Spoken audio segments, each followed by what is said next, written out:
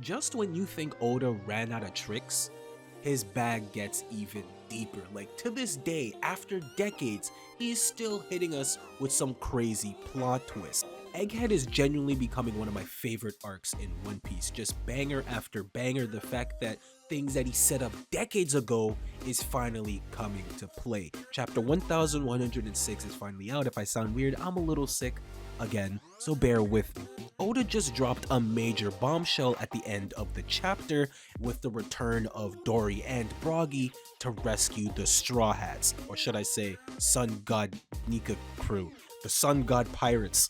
That's actually pretty dope. But let's discuss the elephant in the room, or well, the giants on the island, as not only Dorry and Broggy are here, but also the ancient giant warrior robot has awakened. Wow, that is a lot of words. I hope we get a name for this thing. Now, last we seen Dorry and Broggy, they were on Elbaf where they deaded Kid's crew alongside Shanks, who is currently not here right now. It's possible he's on the way, but it sounds like he was leaving Elbaf to go elsewhere, and he was keeping tabs on Blackbeard and his next move, so he might be on the way to look for him. But it's possible with him being an emperor, he might want to use his power to prevent another Ohara incident from happening, but also would like to help his friend Luffy. Although he seems to have enough trust in Luffy's power, so he might not want to get involved right now. But with the giants here, things just got a lot more interesting, because this might explain why their beef has finally ended.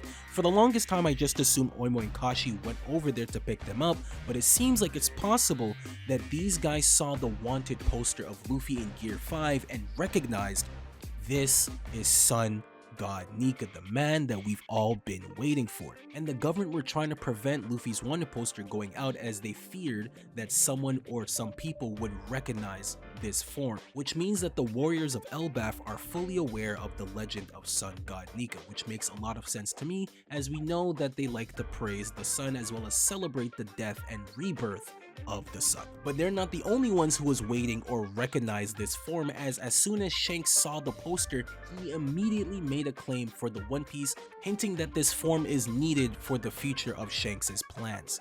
It's also possible that while in Elbaf, Shanks confirms to the giants that yes, this form is exactly what you guys think it is, and he's the man you guys have been waiting for all this time. The giants are such an ancient race, and they could live for centuries, so it's no surprise that the legend of Nika was passed down from generation to generation, and Dorry and Broggy weren't even on the island when they brought the Ohara books back to Elbaf, so it's not like they learned this knowledge from those books. They knew about the legend long before that even happened. With their long lifespan, ancient history, and the Ohara books back on Elbaf, this place is a literal treasure trove of knowledge. And it seems like we're about to go there a lot sooner rather than later, with Dorry and Broggy coming to pick up the Straw Hats, as they're already heading over to Elbaf anyways. It's all but confirmed that Elbaf is the next arc, and I cannot wait, because that means we're about to get Usopp greatness, as he's about to reunite with these two giants here on Egghead. Things are about to get really spicy. And because things are different, the giants are about to get a crazy power boost, and they're gonna be portrayed as actual fearsome fighters that they always should have been. Their weapons are not weathered down or broken, they're in fine health. We're about to see the true might of a giant, and not the scrubs we've been seeing for the past 1,000 chapters. Don't be surprised if these guys suddenly pull out hockey. Things are about to get crazy. I would like to see why the giants were so feared back in the day, to the point the government were going to execute all the remaining warrior pirates until Mother Caramel threatened them that the giants will come back and get the revenge and push their shit in. Big Mom claims that if she had the giants on her side, then she would be Pirate King by now. That's a bold claim, my dude. But it also appears the ancient robot has awakened due to the heartbeat of Gear 5. There was a very interesting quote from Van Augur years ago where he mentions that everything in the world is a cog and they only move due to strong desires. That is probably one of the most important quotes in the entirety of One Piece, as that quite literally encapsulates everything that's going on in Egghead right now. Kuma going off to protect Bonney due to his strong desire, the creation of devil fruits, supposedly, maybe Zoro's Ashura, Sanji's flames, Brook's ice. Anything in the world is possible if you desire it enough. with Kuma and the robot activating purely off of desire and instincts, and Luffy's heartbeat is triggering the robot's instincts. I don't think the heartbeat itself is a fuel, because that would insinuate that someone awakened the fruit 200 years ago.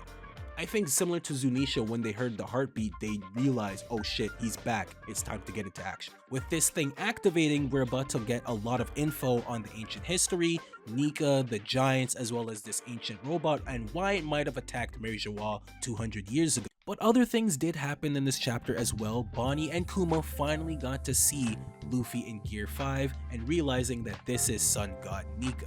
We also learned that Vegapunk secretly programmed all the Pacifista to obey Bonney's orders above everyone, including himself and the Gorosei. It was a really sweet moment. I'm surprised Bonney is the one that has command. I really thought it'd be Dragon. I'm fine with this. I love the moment. I did think it was a little goofy, not because of the moment itself, but because Vegapunk waited this long to let her know. Like, you don't think you should have told her a bit sooner? Like, for the smartest man in the world, he's kinda dumb at times.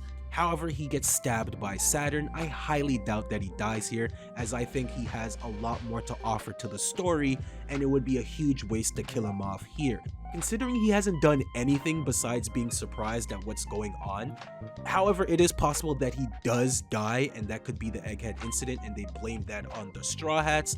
If he were to die, I do think Lilith will be the lone survivor if that happens. Although, I do wonder if he were to die, don't the other clones die as well because he's the Stella? I'm not entirely sure on that, but I'm pretty sure he'll make it out alive. And then finally, Luffy versus Kizaru continues.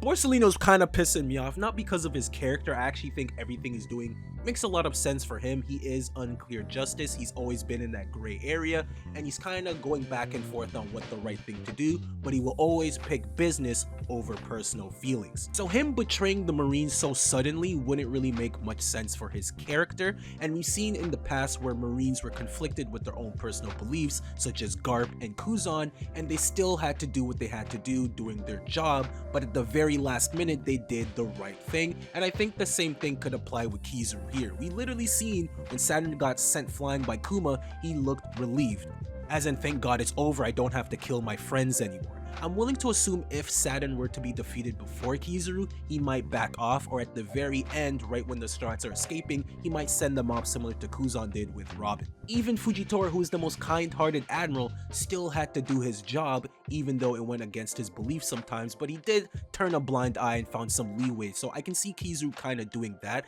At the very end, I do think his justice will change from unclear to clear, but I don't think he'll betray the Marines entirely and go like rogue. At best, I can see him joining Sword. I think that'd be very interesting, but I think he'll be a right step in the direction of change within the Marine organization. I did bring up the idea that he betrays the Marines based off how his feelings are during this conflict, but I personally would prefer he stays with the Marines, but his motto and personality changes, and it's more of a process rather than it being pretty suddenly.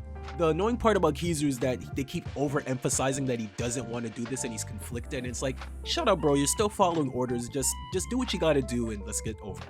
And I'm hoping this could lead to an awakening from Kizaru and showing us the true power of an admiral that we all would love to see. But that's about it for the video, a little shorter than usual. I haven't really been talking much about the chapters as of late for the past couple months, not because it's bad, it's actually been really great, but there hasn't been really much to talk about. It's been kind of uneventful and it felt like the story was stagnant for a bit, but finally with this chapter dropping, my joy has returned. Side note, Luffy went into Gear 5 and the entire island is shaking.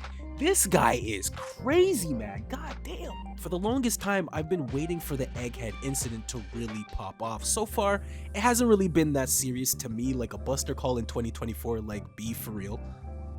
But anyways, hope you guys have a good night and a good day. I'll catch you guys on the next one. Peace.